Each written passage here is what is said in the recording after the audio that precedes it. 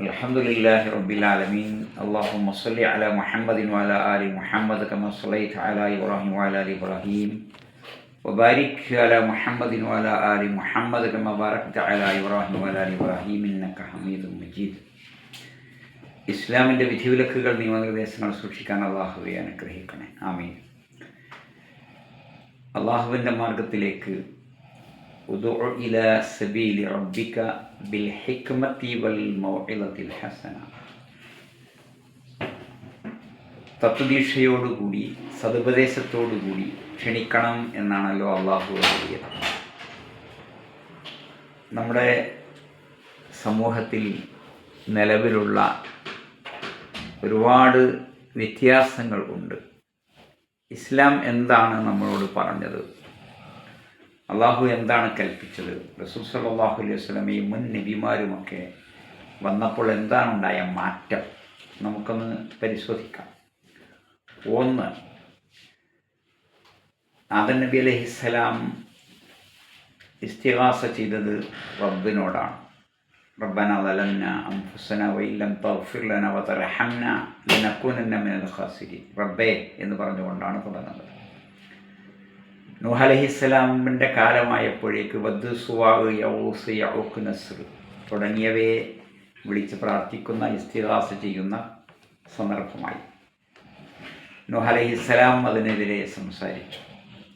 ഓരോ നബിമാരും വരുന്നത് ശിർക്ക് ഉണ്ടാകുമ്പോഴാണ്, അള്ളാഹു അല്ലാത്തവരോടുള്ള പ്രാർത്ഥനയും ഇസ്തിഗാസയും ഉണ്ടാകുമ്പോഴാണ്.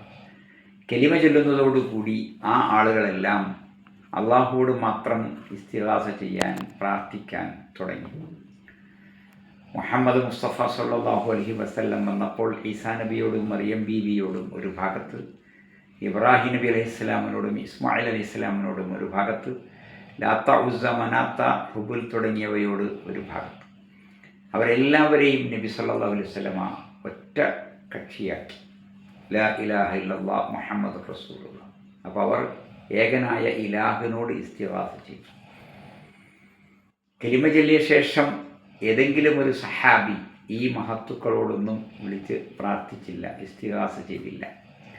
ഇത് തസ്തഗീസൂന റബ്ബക്കും, നിങ്ങൾ നിങ്ങളുടെ റബ്ബിനോട് ഇസ്തിഗാസ ചെയ്ത സന്ദർഭം. മക്കയിലെ മനുഷ്യർ ഈ ആളുകളോടൊക്കെ ഇസ്തിഗാസ ചെയ്തത് അവർക്ക് കഴിവുണ്ട് എന്ന നിലക്കല്ല, പിന്നെയോ അവർ അള്ളാഹുവിങ്കൽ ശുപാർശ ചെയ്യും, ഹഉലായി ശുഫഅഉന ഇൻദല്ലാഹ് എന്ന നിലക്കാണ്. യൂനുസ് 18-ാമത്തെ ആയത്ത്. ലിയുഖർരിബൂന ഇലല്ലാഹി സുൽഫ, അള്ളാഹുവിങ്കലേക്ക് അടുപ്പിക്കാൻ എന്നാണ് സുമർ 3-ാമത്തെ ആയത്തിൽ അരുളിയത്. അപ്പോൾ അതാണ് അവർ ഉദ്ദേശം. ഇല്ലാ ശരീക്കൻ ഹുവലക്ക തംലിക്കുഹു വമാ മലക്, ആ പങ്കാളി നിൻ്റേതാണ്, ആ പങ്കാളിക്ക് എന്തൊക്കെ കഴിവുണ്ടോ അതെല്ലാം നിൻ്റേതാണെന്നാണ് അവർ പറഞ്ഞത് തെൽബിയത്തിൽ. അപ്പോൾ ഈ മാറ്റമാണ് ഉണ്ടായത്.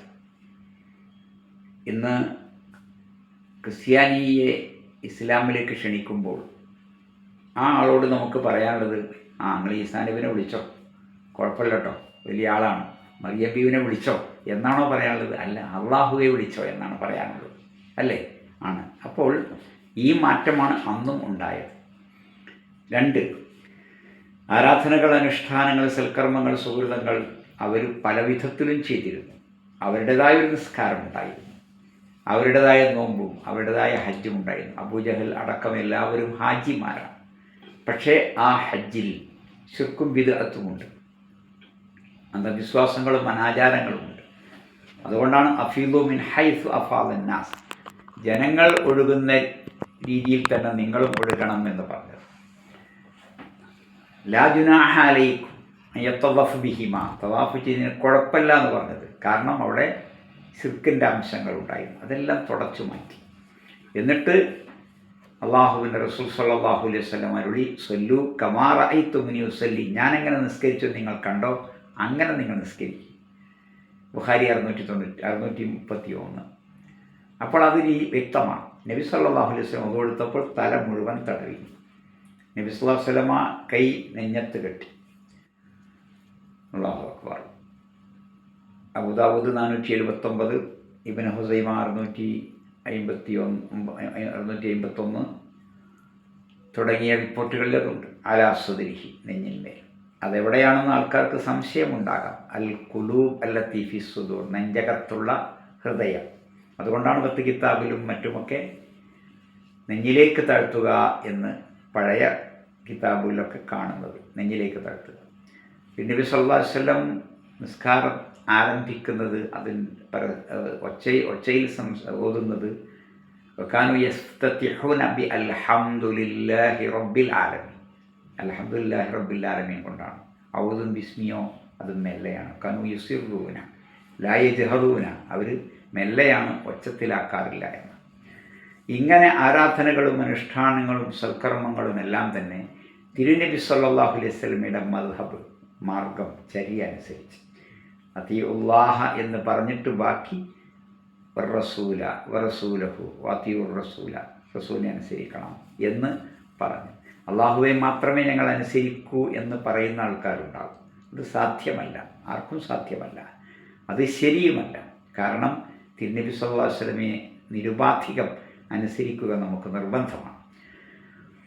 3, ആരാധനകളും അനുഷ്ഠാനങ്ങളും സൽക്കർമ്മങ്ങളും സുഹൃതങ്ങളുമെല്ലാം നിർവഹിക്കുമ്പോൾ അള്ളാഹുവിനെ മാത്രം ആരാധിച്ചുകൊണ്ടാകണം എന്ന് പറഞ്ഞു. അപ്പോൾ ആൾ കാണാൻ വേണ്ടിയോ ആളറിയാൻ വേണ്ടിയോ അല്ല, അതോടൊപ്പം പരലോകത്തിന് വേണ്ടി ആവുകയും വേണം. മണ്ണറാദൽ ആഖിറത്ത്, ആരാണോ പരലോകം ഉദ്ദേശിക്കുന്നത്, വസഅലഹ സഅയഹ, പ്രവർത്തിക്കേണ്ട വിധം പ്രവർത്തിക്കുന്നത്, വഹുവ മുഅ്മിനുൻ, വിശ്വാസിയായിരിക്കെ.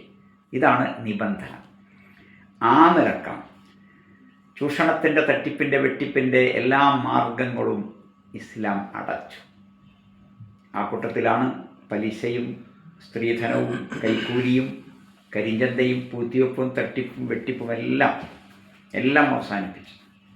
അങ്ങനെ ബിംബങ്ങൾ, ജാറങ്ങൾ, ദർഗകൾ, മഖാമുകൾ എല്ലാം അവസാനിപ്പിച്ചു. അല്ലാത്തത് തിംസാലൻ ഇല്ലാത്ത മസ്ത വല ഖബ്റൻ മുശ്രിഫൻ ഇല്ല സവൈത്ത, ഒരൊറ്റ പ്രതിമയും തകർക്കാതെ വിടരുത്, ഒരൊറ്റ കെട്ടിപ്പൊക്കപ്പെട്ട ഖബറും തട്ടി നിരപ്പാക്കാതെ വിടരുത് എന്ന് ഇസ്ലാമിക രാഷ്ട്രം തൻ്റെ പട്ടാളത്തോട് കൽപ്പിച്ചു. അത് അലി റളിയല്ലാഹു അൻഹു പറയുന്നുമുണ്ട്. അബുൽ ഹയ്യാജിൽ അസദിയോട്, റസൂൽ ഏൽപ്പിച്ച പണി ഞാൻ നിന്നെ ഏൽപ്പിക്കുകയാണ്. അപ്പോൾ ഖബറുകൾ കുമ്മായം പൂശരുത്, അതിന്മേൽ എഴുതി വെക്കരുത്, അതിന്മേൽ ഈ കെട്ടിടമുണ്ടാക്കരുത് എന്നെല്ലാം നബി സല്ലല്ലാഹു അലൈഹി വസല്ലം കൽപ്പിച്ചു. ഇസ്ലാമിക ഭരണം കിട്ടിയപ്പോൾ ആദ്യം ചെയ്ത പണി ഈ ജാറങ്ങളും ദർഗകളും മക്കാമുകളും എല്ലാം തട്ടി നിരപ്പാക്കുക. കാരണം ചൂഷണമുക്തമായ ഒരു രാജ്യം ഉണ്ടാക്കണമെന്ന്. ആ നിലക്ക് അന്ധവിശ്വാസങ്ങളെയും അനാചാരങ്ങളെയും എല്ലാം ഒഴിവാക്കിക്കൊണ്ടാണ് ഇസ്ലാം മുന്നോട്ട് പോയത്. അപ്പോൾ ഈ മാർഗത്തിന് എന്താ പറയുക? അല്ലാഹു സുബ്ഹാനഹു വ തആല അരുളിയത് ആമിനു കമാ ആമനന്നാസ്, ജനങ്ങൾ വിശ്വസിച്ച പോലെ നിങ്ങൾ വിശ്വസിക്കുന്നതാണ്. അതേതാ ജനങ്ങൾ? സഹാബയാണ്, അല്ലേ? വൈൻ ആമനു ബിമിസ്ലി മാ ആമൻതും ബിഹി, അവരോട് പറഞ്ഞു നിങ്ങൾ വിശ്വസിച്ച പോലെ, സഹാബിമാരെ നിങ്ങൾ വിശ്വസിച്ച പോലെ അവർ വിശ്വസിക്കുകയാണെങ്കിൽ അവർ ഹിദായത്തിലാണ് എന്ന്. അപ്പോൾ ഈ മാർഗത്തിലൂടെയാണ് പോകേണ്ടത്. അപ്പോൾ ഒരു മാർഗമുണ്ട്. അത് അള്ളാഹു ജിബ്രീൽ മുഖേന മുഹമ്മദ് നബി സല്ലല്ലാഹു അലൈഹി വസല്ലമക്ക് കാണിച്ചു കൊടുത്തു. അത് സഹാബത്തിന് കാണിച്ചു കൊടുത്തു. സഹാബത്ത് താബീകൾക്കും അങ്ങനെ അടുത്ത തലമുറകളിലൂടെ വന്നു.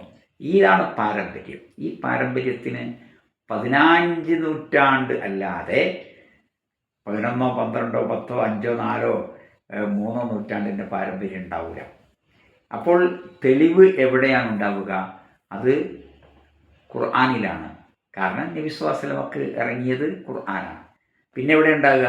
നബി സ്വല്ലല്ലാഹു അലൈഹി വസല്ലമയുടെ വിശദീകരണമായ ഹദീസിലാണ്. അപ്പോൾ നബി സല്ലല്ലാഹു അലൈഹി വസല്ലമയാണ് മതം പൂർത്തിയാക്കാൻ അള്ളാഹു നിശ്ചയിച്ച ആൾ.